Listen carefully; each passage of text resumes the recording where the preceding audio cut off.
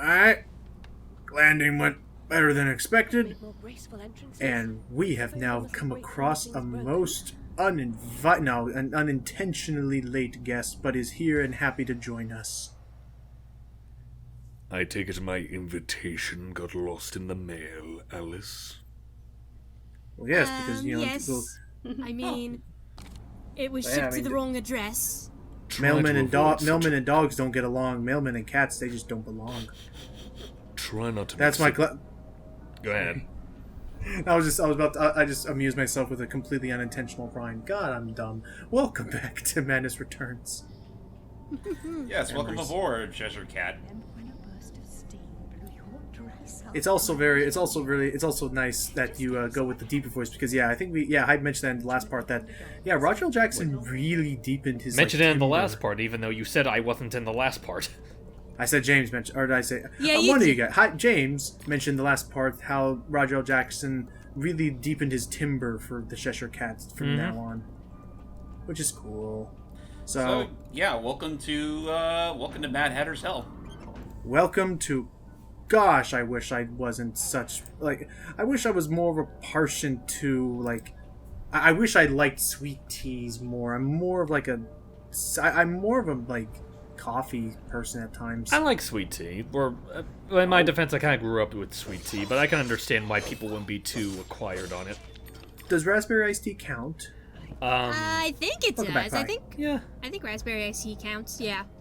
Okay. When did we get onto the subject of tea? I kind of died. Well, we're in the Mad Hatter's place. Oh, fair enough. Because I was looking around, I was like, gosh, I wish I was more into tea. I looked around, I'm like, gosh, I wish I was more into tea. I know nothing of tea. I just have raspberry iced tea, and that's about it. Well, I was about to say, you said more specifically sweet teas, and that's why I was chiming in, because us here in the South, we do love ourselves a good batch of sweet tea. Does Arnold Palmer... It's a sweet tea. Arnold Palmer definitely counts, because it's half iced tea, half lemonade. Oh. That was a good one, James. And also, okay, that's good. I love Arnold Palmer's. That's the new thing my family's just been on a kick Yeah, with my mom loves Arnold Palmer. She would order it every time we would go out to a restaurant. I've never even... Snout. Ooh, peeky. Get the piggy. Time to kill it. Open wide. Say, Sneeze. Doesn't have a mouth. And... They call it you sneeze. Yeah. Wait, do you need a mouth? Would someone need a mouth to... Okay, that was a really creepy question. Does someone need a mouth to sneeze? I don't know. Do they? You know what? I'm tempted to Google it right now. The more important question here is, do they kiss their mothers with that mouth? Oh. Well, sometimes, but not recently. Hi, garbage man. Okay, actually, then to bring up something that we posted in the other chat, there was that one post I think I saw on Tumblr, or it was on Tumblr, and someone, it was one of those. One of my favorite little Tumblrs is, whoa, he's a good dash. One of the Tumblrs I follow. Thank you, please die. Thank you. One of the Tumblrs I follow is called Deep Shower Thoughts or whatever. Mm-hmm. And the dodos. Oh, they've been skinned. Not the dodos. Well, I guess they gotta eat something. Ooh, lunch. But Clockwork men don't have to eat. You never know. Yeah. So the idea was that it was a deep shower thought, and what it was is, yay, golden bottle for rewards. Yeah. So I guess to quickly catch hype up is that bottles are bottles are cool collectibles for concept art and deleted content kind of stuff. If I find all of them. Memories just serve as expounding lore about what was happening in the real world and what happened in between now. They're kind of optional, but I'll try to go for as many as I can. Thank you. You missed out on an opportunity. When it said pull lever, you should have said pull the lever, Alice. Pull the lever! All the time. There was only one lever there, you dunce. Oh. Take that back, you pussy. And he just says that keeping his trademark smile. Yeah. Yep. Uh-oh. You're never fully dressed without a smile. Whoop. Nope. Thank you. And as you can also definitely seen hype since you weren't here for the first couple parts. As you can definitely see, we have moved away from the shooter genre and are full on not Bayonetta. Yes. Basically. So straight up with butterflies. So are there any other particularly significant? I feel bad for people that are feeling like this is so redundant, but again, compensate for the fact that I wasn't here. But aside from focusing more on hack and slash, are there any other really noteworthy changes for gameplay that this has over the first? Well, they definitely they definitely play a lot more with action platforming as well, which again, I think with the Unreal Engine and the new movement system, with i.e. not tank controls, I think it works so much nicer for. So we'll definitely deal with some more platforming. Just honestly, they made a lot of nice quality of life improvements, and especially as you've seen, the art direction and the set pieces that I still think after this is on PC, and after I removed the frame limit so it could reach 60 frames, 60 FPS or whatever, I think this game still holds up and looks. Yeah, that is something that I will say that I'm not sure if it's a really particularly fair comparison, given how old the original one is, but I could definitely tell just from, a graphical standpoint, this is a much better looking game than the first one. Alice in particular looks a lot better than she did. Also, right, is it just me, or did she change her apparel in between parts? Yeah, I was gonna say, I think you changed your costume. Yeah, we should mention that. Yeah, sorry, Nat, thank you for noticing that. Is that another cool thing that this game does is that every new big locale, it may not change at first, but definitely by each loading screen or whatever, her outfit will change multiple times throughout this whole adventure, and it will change to reflect the environment that she's in. They even had a couple. I think it was free. It may have been paid, in which case, why the heck would you do that? It's just literally alt skins. There are also skins that you could buy to, make her weapons look different or herself look different. I feel like it had to just been, $1 or something DLC. Considering it was EA, I wouldn't have been surprised. Yeah, I doubt it was free. Oh, that's right. This technically is an EA property. Yeah, it was is. by EA. And but yeah, maybe now that they're making that Kickstarter game for Alice Asylum, maybe that will not be EA published. Probably, yeah. Or maybe they'll get I would love if... Okay, actually, let's talk... Wow, he's having fun. I guess we should talk about... There it is. I guess we should talk about that. James, what company do you think you would like to see, become a publisher for this kind of IP?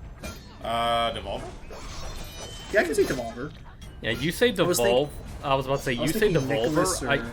Yeah, I was about to say, you say Devolver, you say Nicholas.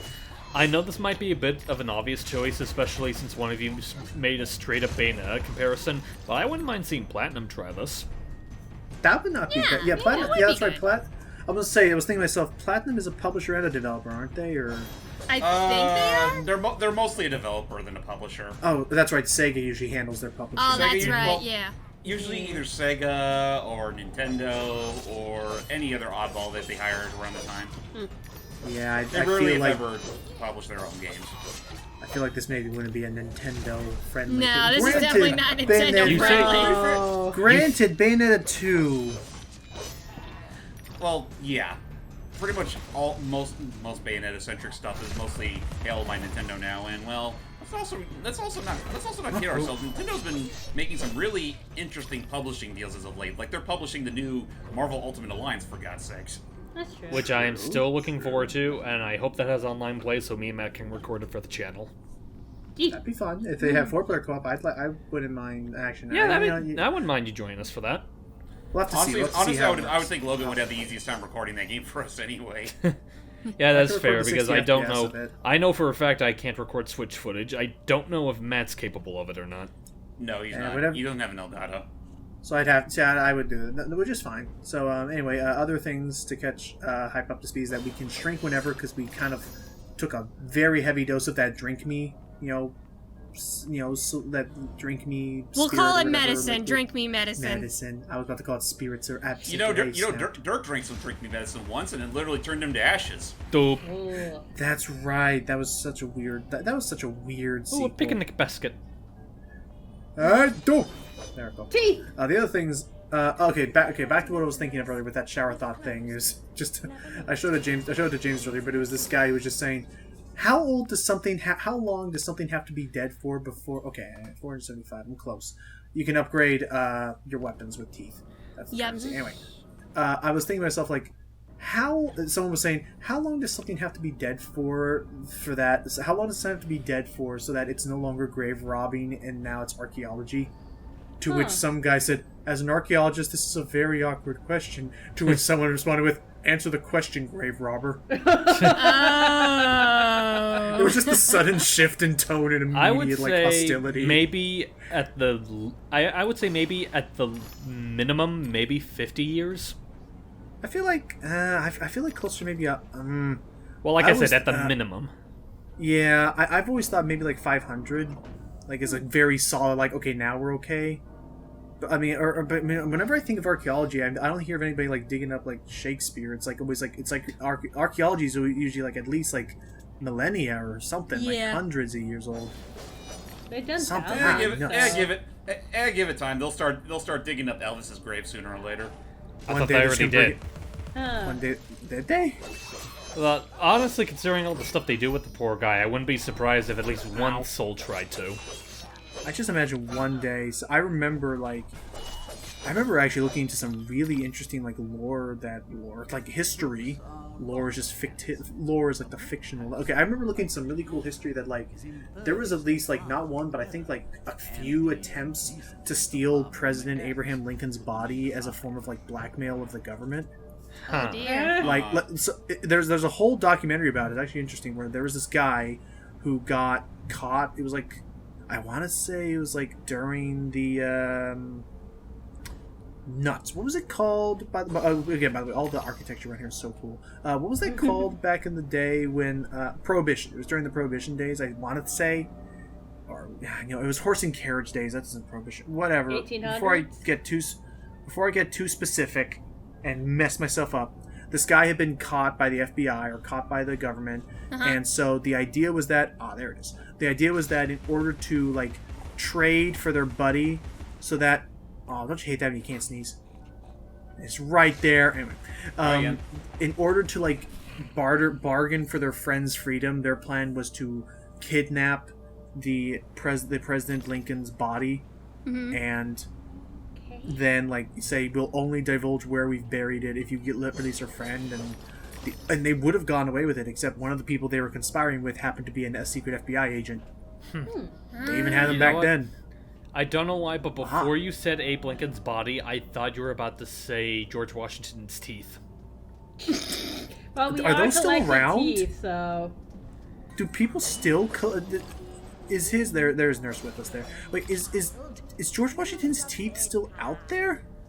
I doubt it. Like, through all the time, I'm pretty sure those teeth might have decayed long ago. Yeah. I'm sorry. I'm sorry. I didn't mean to have such like fear in my voice as though it hunts and roams around at night, clacketing across the countryside. I just didn't like. Is it? You better watch yourself, boy.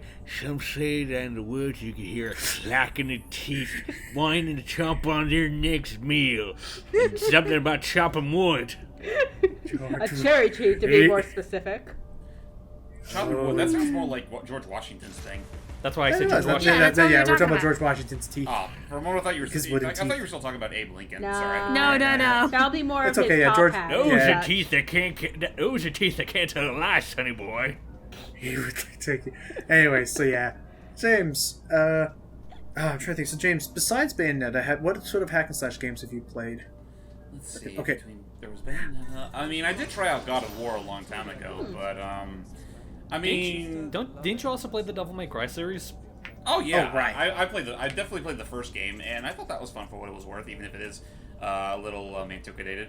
I did try 2 for a little bit and realized why people call it the abomination that it is. Oy. Yeah. Which would you say is worse, Devil May Cry 2 or DMC? Tough call. I mean, I I would would probably say- I would just say Devil May Cry 2 just for how more monotonous it is, but DMC is pretty fucking stupid as far as writing is concerned. Honestly, the way I see it is new that enemy. I was about to say the way I would see between the two of them is that I think it's like Devil May Cry 2 is the worst made game, but DMC is just. Oy. I was about to say it's like I think Devil May Cry 2 is probably the worst made game, but DMC pisses people off more.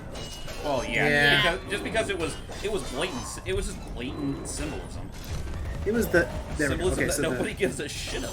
Yeah. I want to say it was like the nuts. I want to say it was like the nuts and bolts to their like it was like the nuts and bolts of their Banjo-Kazooie. You know, it's actually kind of wanted funny that you something, make they that got something comparison because I actually have been looking into like a bunch of Banjo stuff, partly because at the time of recording they made that announcement.